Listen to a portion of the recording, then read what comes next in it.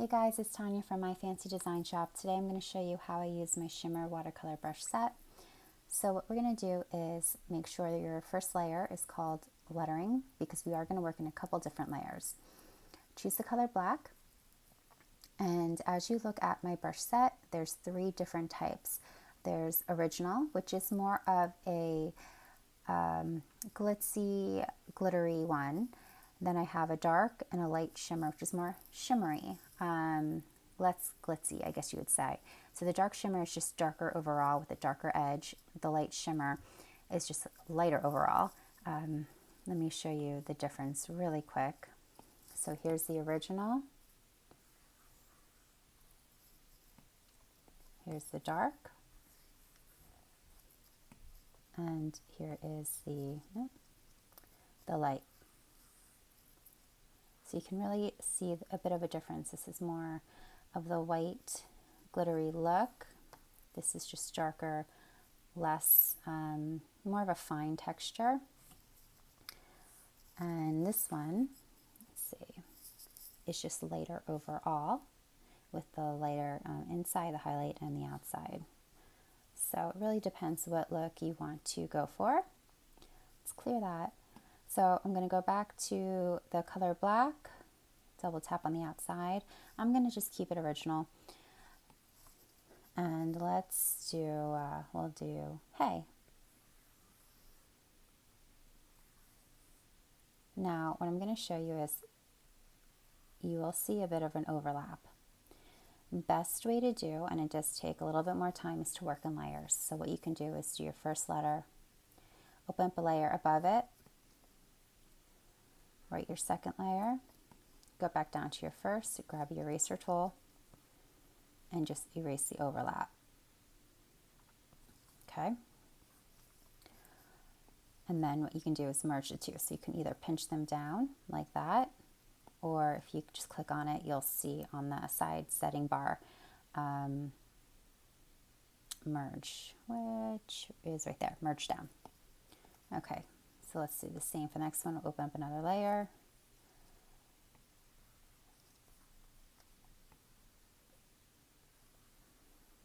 You know, we're going to leave it like this because I'll show you another way to use the smudge blender. So let's go back down to the bottom layer, grab our eraser tool, erase that overlap, and we're going to merge it. So another way is to tap on it, click merge down, comes one layer. Okay, so now we have that. Now there will be some areas that do overlap like that and over here. What you can do is go to the smudge tool, which is little pointer finger, grab the smudge blender. Now there are two different ones. The first one is the original, that obviously goes with the original shimmer brush.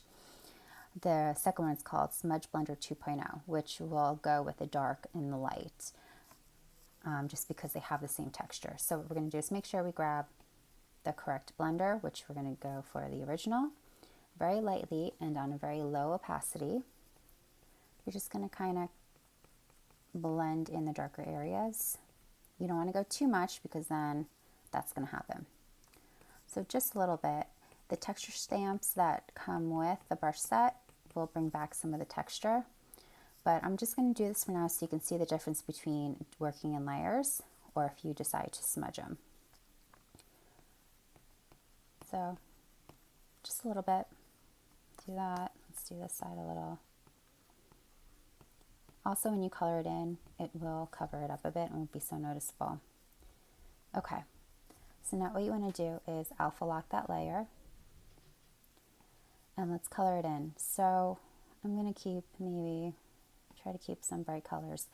I use the monoline brush just to color it in. And you want to make sure that your alpha lock is on. Let's go for a darker one for more contrast. And I do like to overlap the colors so they blend more realistically.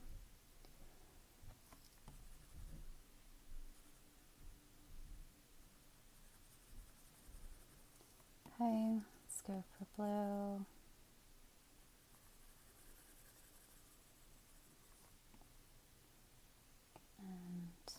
look for another pink.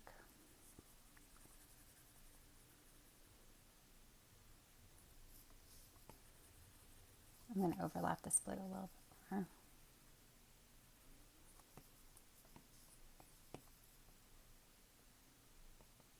Okay.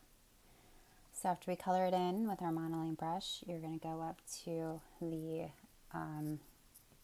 adjustments tool, which looks like a magic wand, hit Gaussian blur, and you're going to bring it up just so the colors start to blend. So if you see here, this is with nothing, and as you go towards the right, you'll see it blend. So I just do enough that there's not a harsh edge to it. So I'll probably keep it around right there. So I think we're at, where are we at? It's not telling me. Okay, about 20%. Okay. Also, you want to make sure alpha lock is on when you do that. Otherwise, your color, your whole wording will become blurred and not just the colors. Okay, so next what we're going to do is we're going to add the highlights and the edges.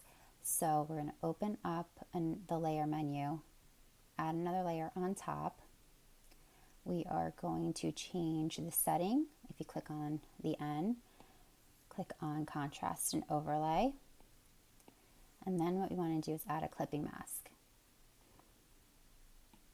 Grab the color black, and we are going to choose the dark edge blender. And what you want to do is just very lightly go around the edges, and what the clipping mask does is it just keeps the color on the lettering, so you don't have to worry about the color going outside of the lettering. So again, it doesn't have to be perfect. Watercolor isn't. Just make sure you get some darker edges to it. Again, this is optional if you don't want the edges to be really dark. Again, on the dark shimmer brush, the edge is already darker, so you honestly don't have to do this. This is just another extra step that you could. Okay. So right now you have that. Now you want to change your color to white. Go back up to your menu and you want to pick the highlight blender.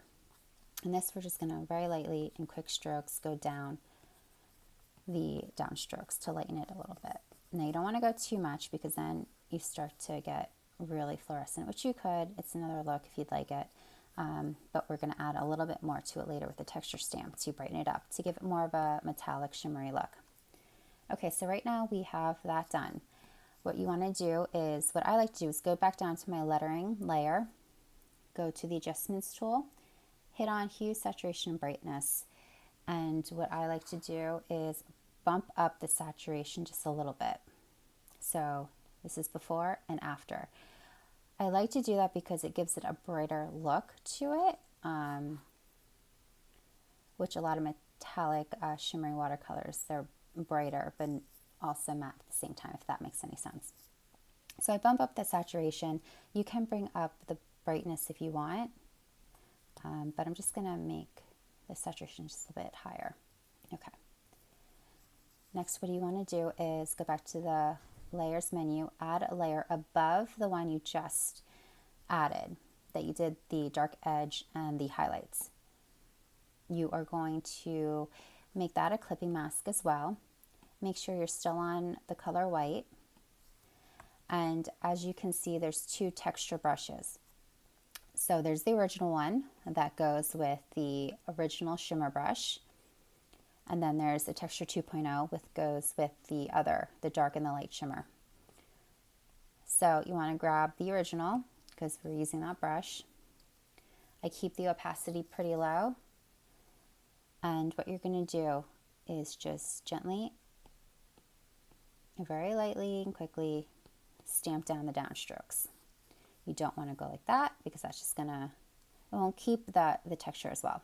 So just stamp. You want to make sure when you stamp, you kind of overlap a bit so they blend well together and they flow.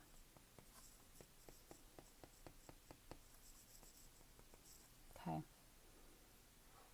All right, now another option that you can do is you can go back down to your lettering, duplicate that. See how it makes it much darker? So the option of this is just doing it with the one layer. You're doing your dark and light highlights and edges, and you're adding the white texture. And if you duplicate the lettering, the original lettering layer, it darkens the whole thing. So it really depends what look that you want. Again, you can just mess around with the hue, saturation, brightness. You can also add a drop shadow, which would be making another layer. I'll turn that back on. Keeping the alpha lock on, choosing the color black, filling that layer so it's black now. Taking alpha lock off, and what you want to do is drop it down to the bottom right, just a bit. Go up to adjustments, hit Gaussian blur, make it about 10%. Open up the menu or the layer menu, click on the original lettering, hit select, go back down to the black one and hit clear. And then drop it down a little bit more to the bottom right. And I'm going to do that same thing again. Hit the original colored lettering layer, select, hit the black layer, clear, and then I'm going to drop down the opacity. So then also you have a subtle drop shadow. So that's all the options that you have. Again, you can make the color lettering layer doubled, have it darker, you can have it lighter. Again, if you didn't want to do the edges and the highlights, it would just look like that. This is different from my original watercolor brush set because with this one I didn't add the water stains, and that's because typically with metallic watercolors, like handmade watercolors, you don't get that water stain. It's very opaque, and it's still a little bit glitzy and shimmery. So that's the main difference, and the texture obviously is different. It also comes with 3 splatter stamps and a splatter spray. Let's see, it also comes with 2 monoline, the original and the shimmer, if you choose to use that type of brush. And that's it. It also comes with the Shimmer Watercolor color palette, as well as my watercolor texture paper, which you can add. So you would add that as the very top layer, change the setting to linear burn, and bump down the opacity just a bit, because that's pretty dark. So I'll bump down the opacity just a bit, and you'll see the texture kind of pop up through the lettering.